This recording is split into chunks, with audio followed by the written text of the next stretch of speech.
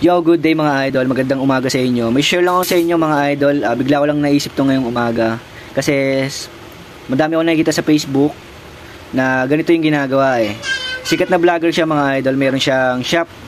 At eto nga yung nakita ko sa kanya mga idol. Kapag may nagpapagawa sa kanya mga idol, tapos nasira yung thermal fuse na electric fan, ang ginagawa niya lang talaga, pinapalitan niya lang ng thermal fuse yung electric fan. So, para sa akin mga idol, mali yun. Mali yun. Alam niyo kung bakit? Kailangan kasi i-general check up mo yun eh. Yung electric fan talaga kung bakit nasira yung thermal fuse. Hindi naman masisira yung thermal fuse ng electric fan nang walang dahilan mga idol. Hindi naman sa overheat. Meron at meron yan mga idol kung bakit nasira yung thermal fuse. So ito mga idol, sasabihin ko sa inyo kung ano yung mga nagiging dahilan kung bakit nasisira yung thermal fuse ng electric fan. So, unang-una dyan mga idol, kapag natutuyuan na ng langis yung ano natin, yung mga electric pan natin, syempre gumaganit siya, umikot, di ba? Gumaganit. Ibig sabihin, yung matigas na siya ikutin, hindi na katulad nito, na pre-wheel lang, oh. Yan, oh. Dapat ganito yung ano, yung electric pan natin pre-wheel. So, yun yung nagiging dahilan mga idol, kung bakit nasisira yung thermal fuse, kasi natutuyuan ng langis.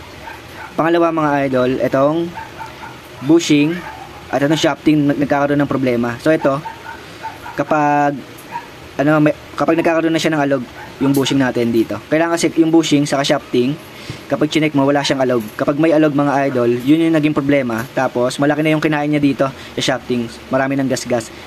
Kaya yung mga idol, yun yung nagiging dahilan kung bakit nasisira yung thermal fuse. Yan, dahil sa bushing shafting na mayroong problema. Yung bushing at shafting naman kaya nagka-problema yon dahil nandito natutuyuan siya ng langis. So magkadugtong yung yung number 1 sa number 2 natin mga idol. Yung pangatlo mga idol, kapag mahina na yung capacitor natin. Kapag mahina na yung capacitor natin mga idol, masisira talaga yung thermal fuse na electric fan. Pang-apat, yung play. Yan, ito mga idol, kung mapapansin nyo, ayun, sobrang ganda ng play niya.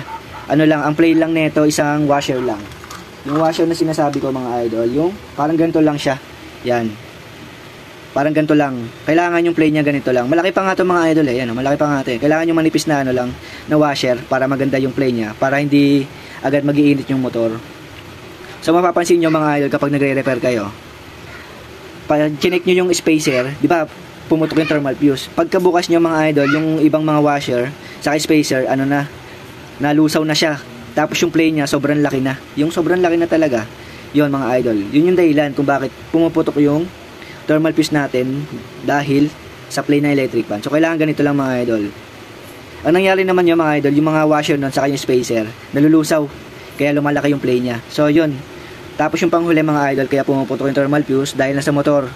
Kapag may problema na yung motor, kapag grounded na, kapag may dikit na sa loob, yun, pumuputok yung thermal fuse nun. So kailangan talaga kapag magre-repair kayo sa mga bago nagre-repair, kailangan i-general check up nyo mga idol. I-check nyo lahat kung ano yung naging problema. Hindi porket mahina lang yung electric fan, papalitan mo lang ng capacitor.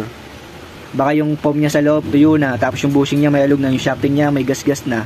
So in the end mga idol, after mo mabigay sa customer yon, baka nga isang araw lang bumalik agad sa iyo yun eh, di ba?